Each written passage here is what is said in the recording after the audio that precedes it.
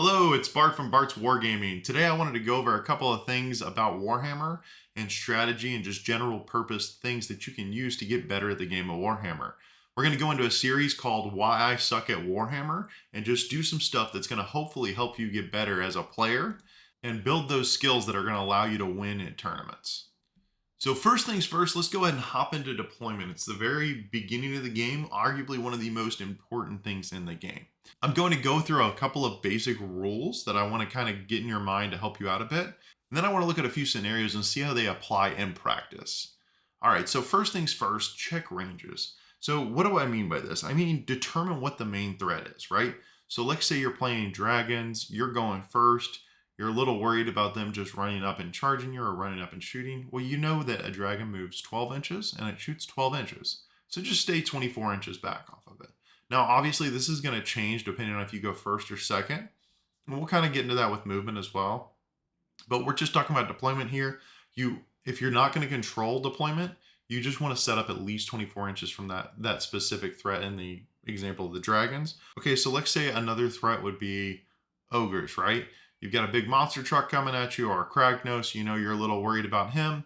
Kragnos' move is going to be, I believe it's 12.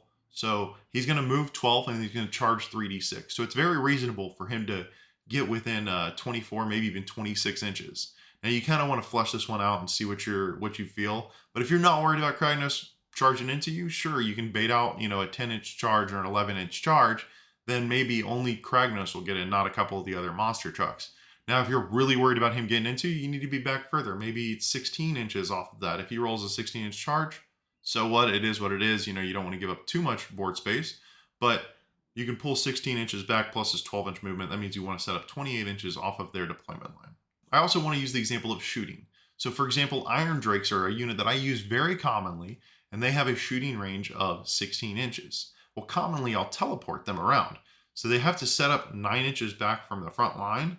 So if your important piece is 7 inches behind the front line, that means the Iron Drakes can't shoot you because 9 plus 7 is 16 inches. Okay, next, deploy with terrain in mind. So what do I mean by that? Don't block yourself in. If you get two major threats and they need to go up the board, make sure they're not stacked on top of each other so they have to funnel in.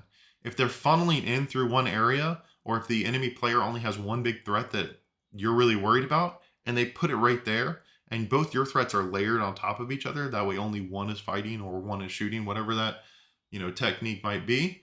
Now your output is completely reduced compared to theirs. They're fighting one-on-one, whereas you should be fighting them two-on-one. Next, check your flanks. So a lot of people think about the front of their army being their only spot that they can be hit on. A lot of armies right now can teleport, so you almost want to build a bubble around what you're trying to protect. So that being said, you need to protect the front and the sides just as importantly.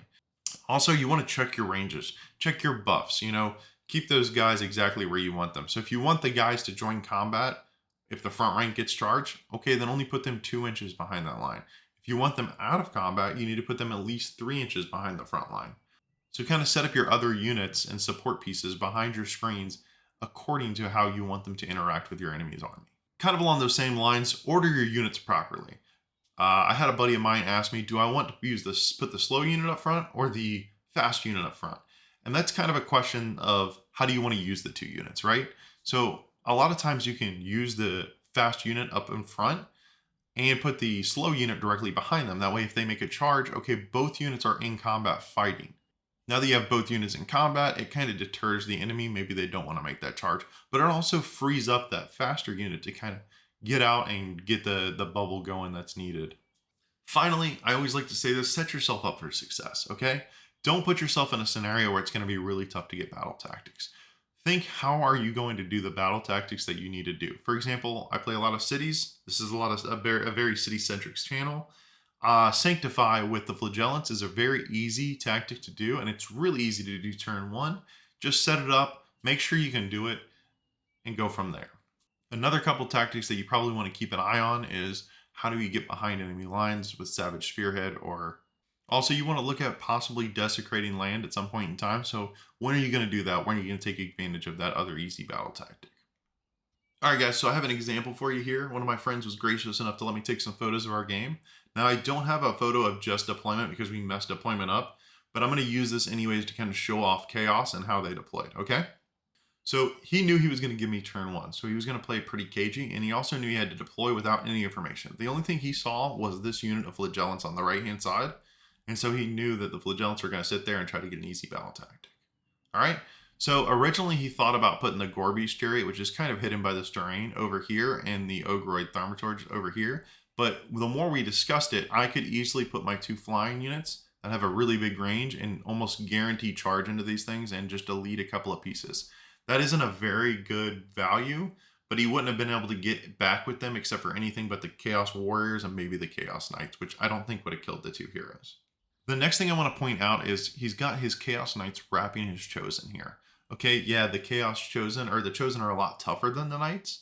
However, the Knights also want to be unlocked to be going forward. So all he had to do was stack the 2 units on top of it, and I wasn't going to just charge a unit of Wild Riders in there and try to get some damage, because it's basically going to insta-kill whatever swings back. And that's the way my army works, but at the same time, I just didn't want to engage both threats at the same time.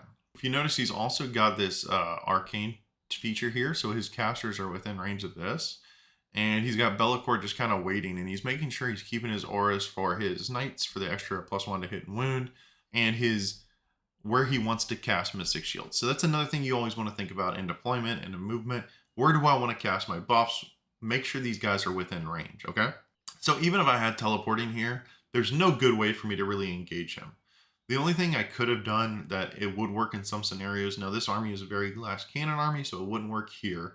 But in some scenarios where you have a very tanky army, you could move up to here and here, right? So you're basically funneling him down to 2 pieces, and he can't do really much about it to get out of that and just completely fight the entire game in here. Now, it would have worked pretty decently, but again, he has, I have a very glass cannony army, and he did have 2 units of Corvus Cabal that he's just going to try to drop behind me and pick up points. Hey guys, thanks for staying around to the end of the video.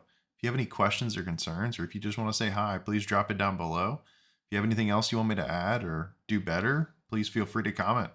Have a great day, and thank you again for watching.